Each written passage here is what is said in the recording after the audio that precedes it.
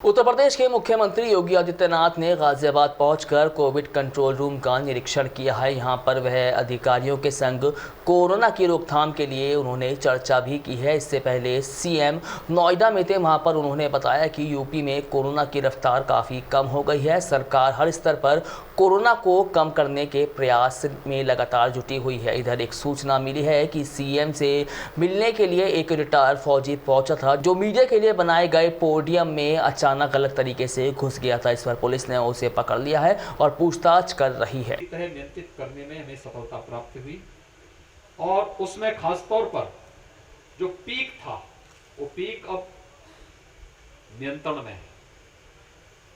उत्तर प्रदेश के जो आंकड़े हैं, इसमें 24 अप्रैल को हमारे पास 38,055 केस आए थे एक दिन में। वो सर्वाधिक थे। दिन में आने वाले केस आज 10,600 पूरे प्रदेश के अंदर 10,600 कोविड पॉजिटिव के केस आए। हमारे यहां पॉजिटिविटी ज्यादा थी और रिकवरी कम थी। प्रारंभ में अप्रैल के अंत में उसका परिणाम था कि 30 अप्रैल पहुंचते पहुंचते 30 अप्रैल तक प्रदेश के अंदर 3,10,000 एक्टिव केस हो गए थे। ये भी संख्या सर्वाधिक थी। और उसके बाद जो कार्रवाई हम लोगों ने टेस्ट एंड ट्रीट की, एक एग्रेसिव कैंपेन हम लोगों ने प्रदेश के अंदर जो प्रारंभ किया, उसमें आज प्रदेश के अंदर एक्टिव केस की संख्या घट करके 1,63,000 हो गई है। यानी 1,47,000 एक्टिव केस पिछले 15 दिन के अंदर प्रदेश के अंदर कम हुए हैं। प्रदेश सरकार ने अब तक 4.5 करोड़ कोविड के टेस्ट करवाए हैं। कॉन्टैक्ट ट्रेसिंग व्यापक पैमाने पर चल रही है। ट्रीटमेंट की सुविधाएं बढ़ाई। फर्स्ट वेव में लेवल 1 के हॉस्पिटल की आवश्यकता ज्यादा थी। 1,16,000 बेड हम लोगों ने उस समय क्रिएट किए थे। लेवल 2 लेवल 3 के हमारे पास 23,000 के आसपास बेड्स थे। लेकिन फर्स्ट वेव से पहले जब 2 मार्च 2020 को पहला कोविड पॉजिटिव प्रदेश में आया था, तो हमारे पास टेस्ट की क्षमता नहीं थी। तब हमारे पास बेड्स भी नहीं थे। हमें उस पहले कोविड पॉजिटिव पेशेंट को सैंपल जांच करने के लिए एनआईबी पुणे भेजना पड़ा था और उनके उपचार के लिए उन्हें सफदरजंग दिल्ली एडमिट करना पड़ा था। आज प्रदेश में हमारे पास क्षमता है टेस्ट की। 2.5 लाख से 3 लाख टेस्ट प्रतिदिन प्रदेश स्वयं कर सकता है। इसके साथ ही प्रदेश के अंदर लेवल 1 के बेड्स की संख्या बहुत कम, उसकी डिमांड है। लेकिन लेवल 2 लेवल 3 की बेड की मांग ज्यादा हुई। ये संख्या में बढ़ानी पड़ी। 80,000 बेड हम लोगों ने बढ़ाए हैं। तो कोरोना के खिलाफ जो एक लड़ाई है, उसमें इस स्तर पर जाकर के जब ये लड़ाई लड़ेगी, तब पॉजिटिविटी कम हुई, रिकवरी बढ़ी, एक्टिव केस कम हुए और प्रतिदिन भी टेस्ट क्षमता हमने बढ़ाई है। लेकिन पॉजिटिव केस की संख्या लगातार कम हो रही है। हम लोगों ने यानी इस समय 2.5 लाख से लेकर 2.25 लाख टेस्ट प्रतिदिन हम लोग कर रहे हैं। मार्च तक ये संख्या 1.25 लाख से लेकर 1.5 लाख तक की। हमने इसको लगभग दुगना किया है और दुगने से ज्यादा टेस्ट इस समय हम लोग फर्स्ट वेव के बाद प्रारंभ हम लोगों ने किया है।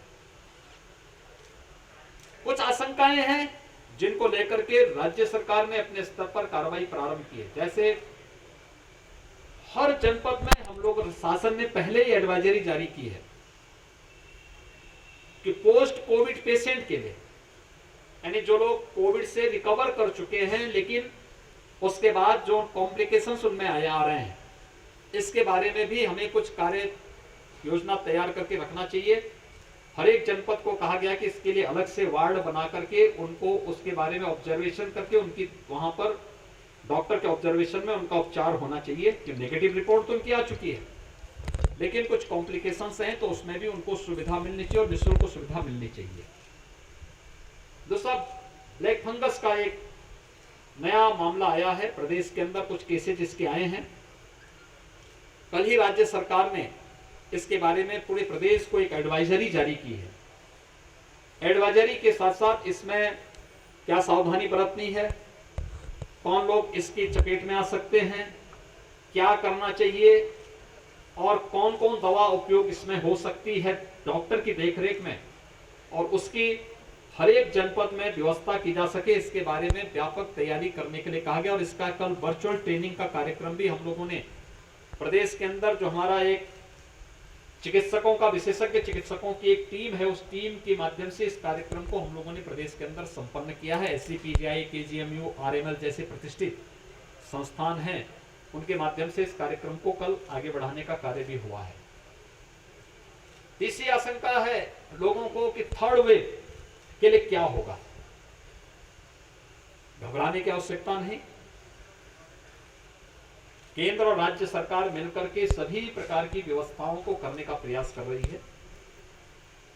राज्य सरकार ने पहले ही इस दिशा में कार्य प्रारंभ करना शुरू कर दिया है। हर जनपद में पीडियाट्रिक के ICU के निर्माण की कार्रवाई, उसके लिए हम लोगों ने पहले चरण में हर जनपद में महिला और बच्चों के लिए एक हॉस्पिटल डेडिकेट करने के लिए कहा है। उस पर कार्य प्रारंभ हो चुका है। 102 की 2200 एम्बुलेंस है जो महिला और बच्चों ही के लिए उपयोग में आएंगे, उस पर भी कार्य हो रहा है, कार्य एकदम लागू हो चुका है। और पीडियाट्रिक के ICU, क्योंकि उत्तर प्रदेश के पास इसका अनुभव है, हम लोगों ने इंसेफ्लाइटिस की एक लड़ाई प्रदेश के अंदर सफलतापूर्वक लड़ी है और इसमें 95% से अधिक मौतों को प्रदेश के अंदर रोका है। हम लोगों को उस समय टीकों के निर्माण की कार्रवाई करनी पड़ी थी और हम लोगों ने सभी उन जनपदों में जो इससे ज्यादा प्रभावित थे, वहां पे पीडियाट्रिक के ICU बनाए थे। पीडियाट्रिशियन, पैरामेडिक्स, नर्सिंग स्टाफ, आशा, आंगनबाड़ी और अन्य सभी इस प्रकार के जो लोग इस अभियान के साथ जुड़ते हैं, उन सभी की ट्रेनिंग की एक बृहद कार्यक्रम को हम लोगों ने आगे बढ़ाया। और एक बृहद कार्यक्रम हम लोगों ने प्रदेश के अंदर बनाने की कार्रवाई अभी से प्रारंभ कर दी है और हर एक जनपद में इसके लिए व्यापक तैयारी हो रही है। कहीं भी किसी भी प्रकार से घबराने की आवश्यकता नहीं, धैर्य के साथ। एक जो आशंका है वह है कि कोरोना शहर में तो नियंत्रण में हो गया। जैसे यहाँ पर पीक आया था तब लगभग 2000 केस यहाँ पर आए थे 30 अप्रैल के आसपास। आज 300-350 के आसपास केस यहाँ पर है,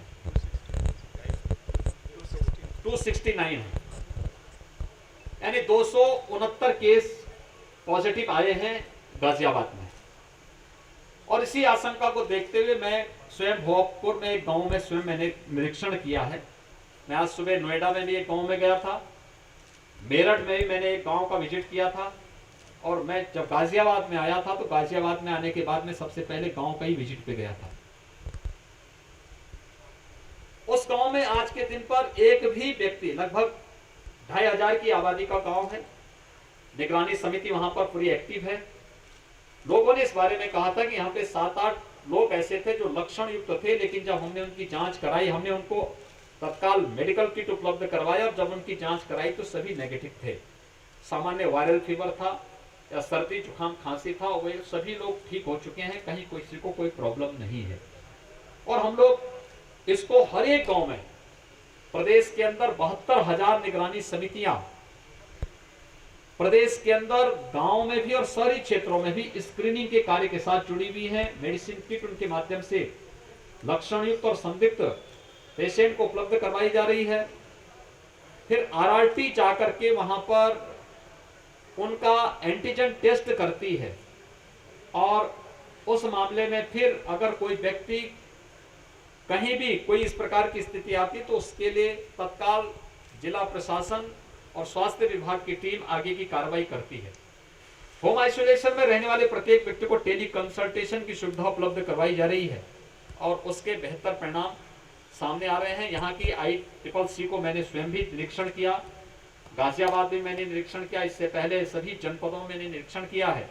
तो ये सारी स्थिति प्रदेश के अंदर है। मेरी आप सबसे भी अपील है, राज्य सरकार अपने स्तर पर कार्य कर रही है और केंद्र सरकार का पूरा सहयोग और मार्गदर्शन इस संबंध में प्राप्त हो रहा है। हर एक तबके का ध्यान सरकार रख रही है। प्रधानमंत्री गरीब कल्याण पैकेज के अंदर हर गरीब को पर यूनिट 5 किलो खाद्यान्न वितरण की कार्रवाई चल रही है।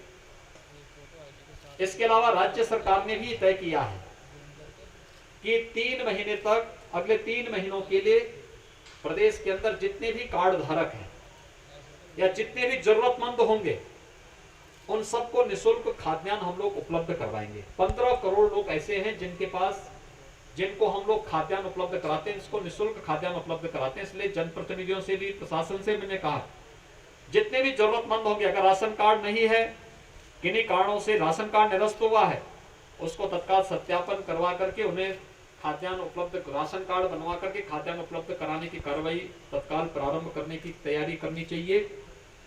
दूसरा, कोरोना कर्फ्यू के कारण उस तबके में काफी लोगों के कार्य, कुछ लोगों के प्रभावित हुए हैं। यद्यपि हम सभी उद्योग चला रहे हैं, उद्योगों में कोविड केयर सेंटर हम लोगों ने बनाए हैं, वहां पे कोविड हेल्प डेस्क भी बनी हुई है।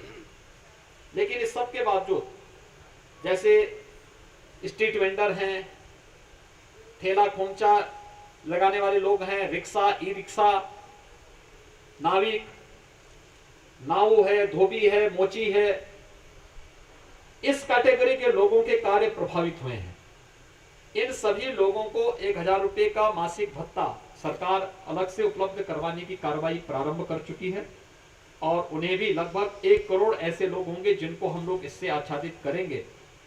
और कोरोना के खिलाफ इस पूरी लड़ाई को उन सभी जनता जनार्दन के सहयोग से, इस अभियान के साथ जुड़े हुए सभी संबंधित के साथ मिलकर के हम लोग एक बार फिर से देश की इस लड़ाई को विजयी की ओर बढ़ाएंगे। मेरी आप सबसे भी अपील है कि पब्लिक अवेयरनेस में आपकी बहुत अच्छी भूमिका, महत्वपूर्ण भूमिका है। हम लोग लोगों से इस बारे में कहें। देखिए, फर्स्ट वेव से इस आशंका को व्यक्त की जा रही है कि हाई रिस्क कैटेगरी से जुड़े हुए लोग घर से बाहर न निकले। खासतौर पर आपने देखा होगा, ये ब्लैक फंगस, डायबिटीज से जुड़े हुए लोग इसकी चपेट में आ रहे हैं।